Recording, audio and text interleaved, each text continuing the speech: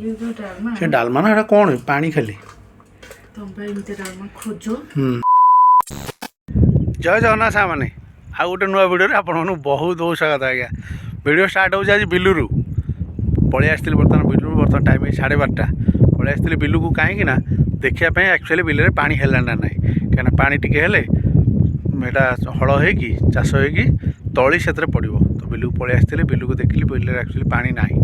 ତ ପାଣି ଆକ୍ଚୁଆଲି ମୁହାଣ ଫୁହାଣ ସବୁ ଆଜି ବନ୍ଧା ହେଇଯାଇଛି ସକାଳୁ। ଆଗରୁ ସବୁ ଖୋଲାଖୋଲି ସବୁ ପଡ଼ିଥିଲା, ତ ମୁହାଣ ବନ୍ଧା ହେଇଯାଇଛି। ଏଥର ବର୍ଷା ହେଲେ ପାଣି ରହିଲେ ପୁଣି ହଳ ବୁଲା ହେଇକି ସେଥିରେ ତଳି ପଡ଼ିବ।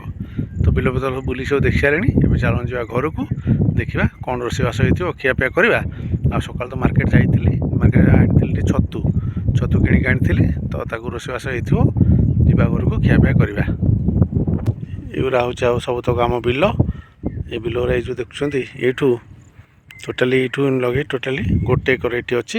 ପାଣି ବି ନାହିଁ ବିଲରେ, ଅଳ୍ପ ଟିକେ ପାଣି ଟିକେ ଭଲସେ ରହିଲେ ଚାଷ ହେବ, ତଳି ପଡ଼ିବ। ତ ଯିବା ଏବେ ଘରକୁ। ତ ଆମର ଆଜିର ଖାଇବା ରହିଲା କ'ଣ? ରହିଲା ଭାତ ରହିଲା, ଇଏ ଦେଖନ୍ତୁ ଏଠି ରହିଲା ଦହି ବାଇଗଣ, ଏଇଟା ହେଲା ମସରୁମ୍ ବେସର, ଇଏ ହେଲା ଡାଲମା, ବାକି ସେଠି ରହିଲା ଆମ୍ବ। ଆମେ ବସିଗଲୁ। ସେ ଡାଲମା ନା ଏଟା କ'ଣ ପାଣି ଖାଲି।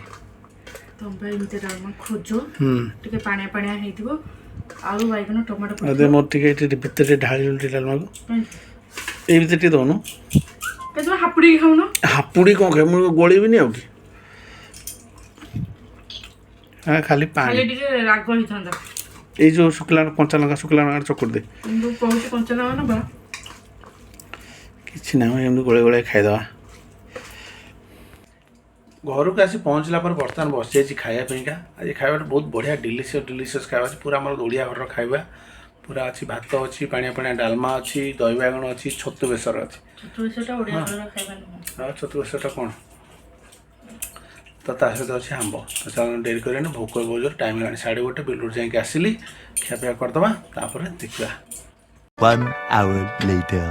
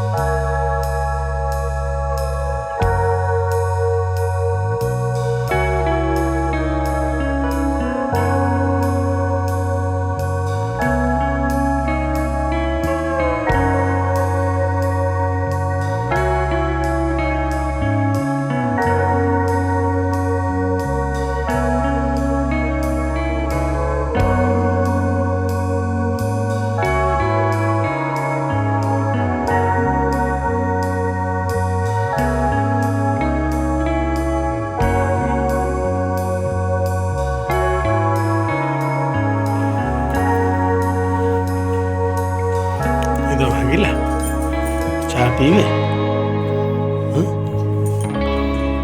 ପୁଅ ଶୋଇଛି ବୋଧେ? ପୁରା ଅନ୍ଧକାର, ଲାଇଟ୍ଟା ଲଗା।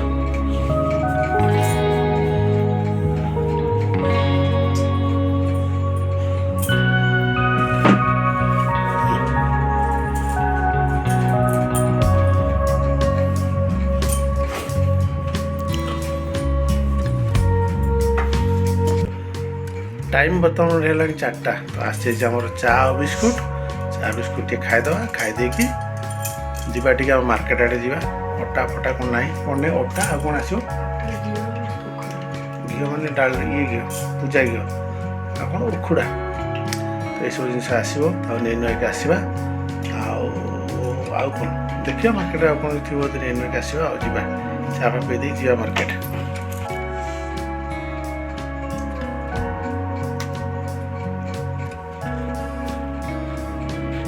बिल्कुल